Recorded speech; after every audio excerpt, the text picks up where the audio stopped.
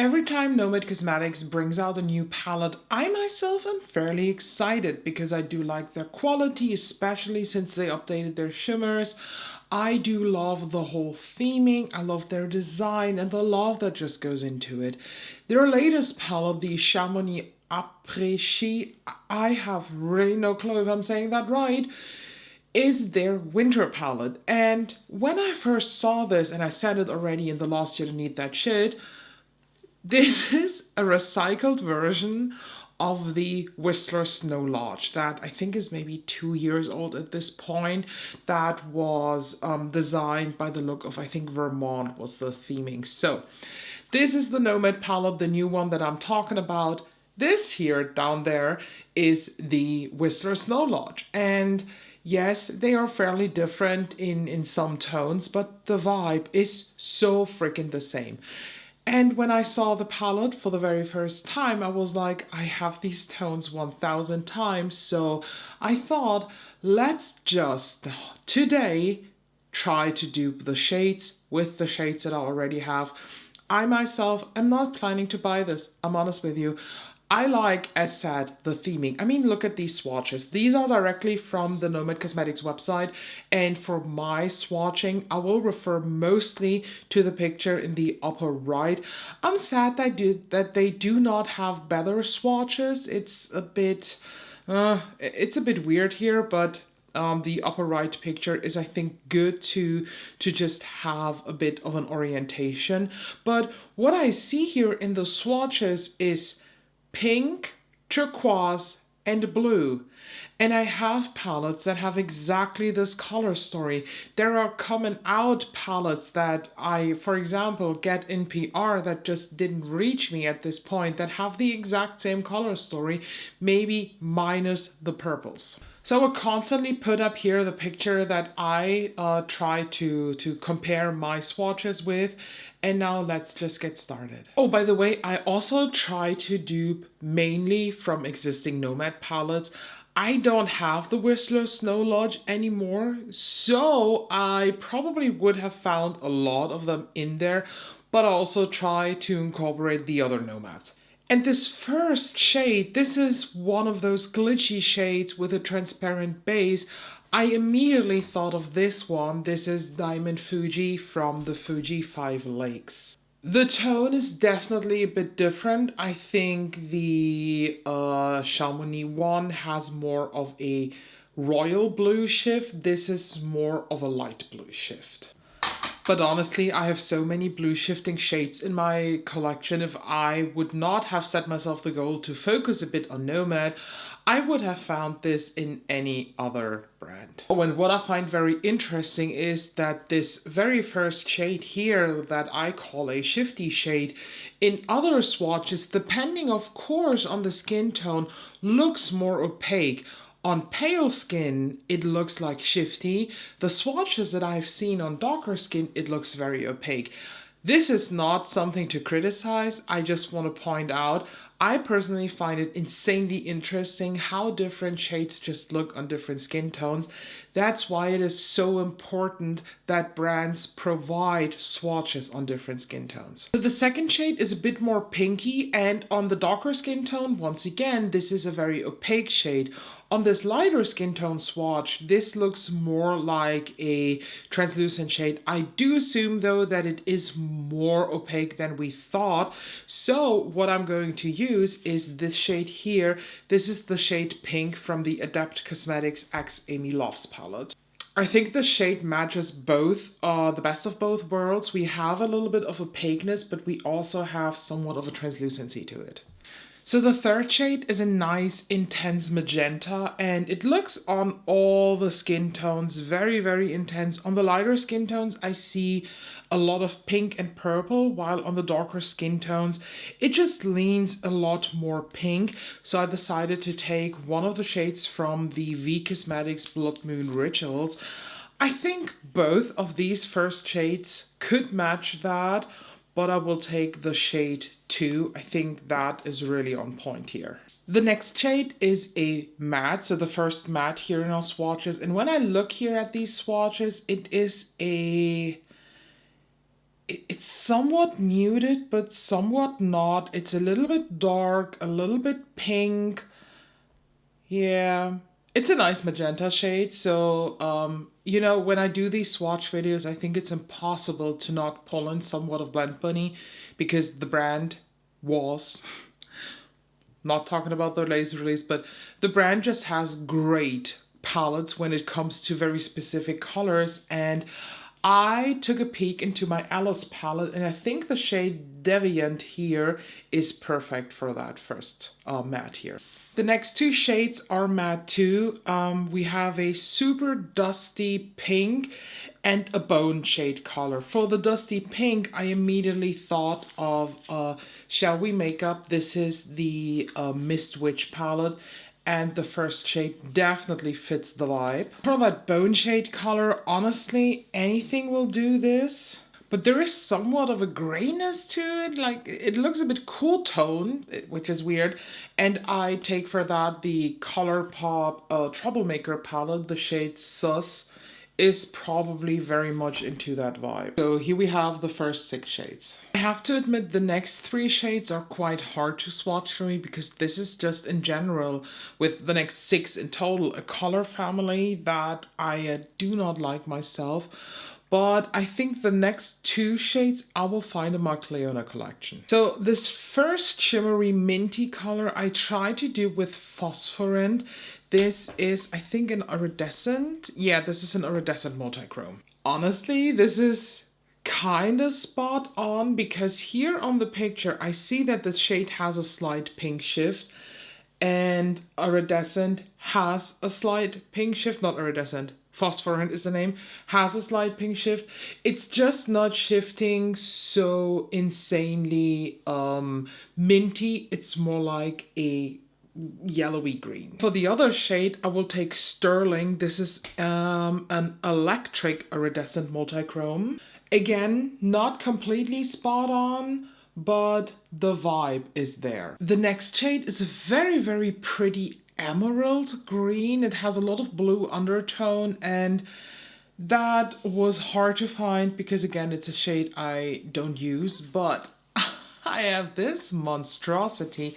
And the shade number 30, I think this has more blues than it has green, but it could match for the vibe. Maybe not.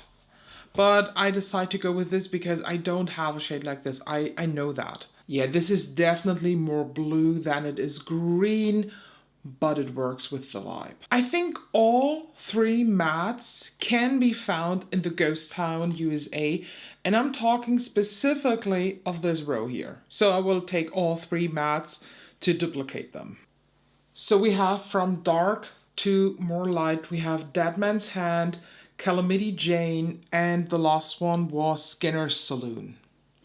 It's, by the way, pretty hard to hold up my hand kind of nicely, but you will get a photo side by side at the end. The next shade looks like a silvery shade with a lot of purple in there as base tone maybe. And I think the Nomad Chicago Speak Easy can provide that. Chicago Fizz is technically a multichrome, but I think this works. By the way, these shades could have matched here at the beginning too. Oh boy. Or maybe more south side, but this has more green and Aviation is maybe too purple. You know what? I go with Aviation, honestly, because I think that matches this specific shade vibe. I say yes. Aviation, again, is silvery purple, but this has holographic specks to it. For the next blue, I see, depending on the swatch underground, so on the skin tone, either a very purple base to it or a true light blue base, but I decided to go with a shade like this. This is from the Nomad Romeo and Juliet palette from the Death side, and the shade name is called Juliet. Not 100% spot on, but you see where this is going. Now we have a nice royal blue, and for that I will be taking the Rabanne Midnight Lights Duo because it has a beautiful kind of royal blue.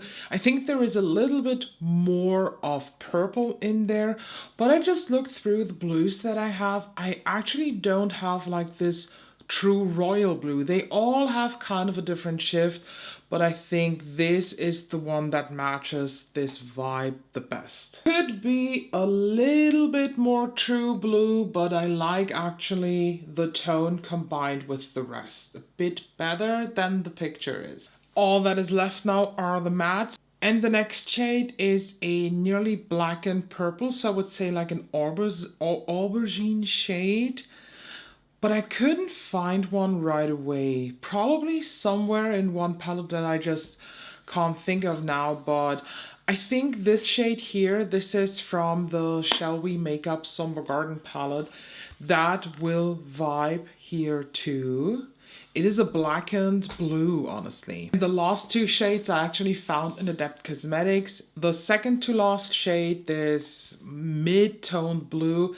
This is the Cyborg Choir palette, and I think the shade 77 here will match that. And the last one is a light blue, and this I actually found in the Element 115 from Adept. Commander DF should match that too. And here you have it, all of them swatched out. I like the color story. I will not lie to you. I think this is really, really pretty. And here you have it in direct comparison. So, honestly, when I look at my swatches and when I look at the swatches that I found on the Nomad Cosmetics website, I like mine better. But the reason behind that is probably Nomad Cosmetics describes this palette as their winter pastel palette. My swatches, they do not contain pastels. Let's be real. None of these shades here are what I would say a pastel. There are some shades in here that are desaturated, that are muted, that are foggy, but none of these is a pastel. Nomad Cosmetics has pastels in the palette, at least from their description. And I'm just thrown off by that because I don't like pastel palettes. I have only one pastel palette, and that is the Blendbunny Sickly Sweet. And that's the only one that I hold on to because it's the only option that I have because I just do not like pastels. Overall, I think this is a success for me. I love this color story that I created. Is this a palette that when I have it in my collection would constantly use, and how would I use them? Honestly, I wouldn't, because this first part here with the pinks, I think does not match. So I know myself, I would constantly stay in the different color families. So I would, with a color story like this, either do an all pink look, this foggy green look, or a foggy blue look. I would never ever match and mix like I can totally do, for example, in the Chicago palette. This is also arranged like color family wise, but I have a better time hopping. And if we compare this to maybe an 18 pan palette so that we have a similar design, this is also grouped in color stories, but they just match better with each other. So I like the vibe that I created, honestly, much more than I like the vibe of the Nomad palette. I think if you love these pastel tones that Nomad is giving you, you will not have a bad time using them. You will have a great time creating looks with this, but you also you need to just ask yourself, do I want this to actually use it, or do I want this to just own it? For me, this is a palette, if I would buy this, if I would at some point decide to buy this, it would be just for the sake of owning it, because I like Nomad Cosmetics, because I like their stories and their vibe. But I just know that I will not have a good time using them because the colors are just not for me. Pretty sure the quality is just on point, like it has been the whole past year. But again, for me, it's a color story issue. So make a mindful purchase, sit down, take your time, play with your makeup, swatch whatever you can, try to duplicate the vibe. You do not have to have spot on matches, but it's a vibe that you might want to catch. Let me know down below what you think. Did I nail the vibe? Which color story do you like better? I will not be mad if you like the Nomad ones better, because as said, it's all about color preference. Thank you so much. I had a really fun time doing this. So if you want me to cover more palettes and to just create vibe dupes as I go, let me please know down below. I'm very happy to do so. Thank you so much. Make sure you subscribe so you don't miss out any of the other videos, and I see you soon.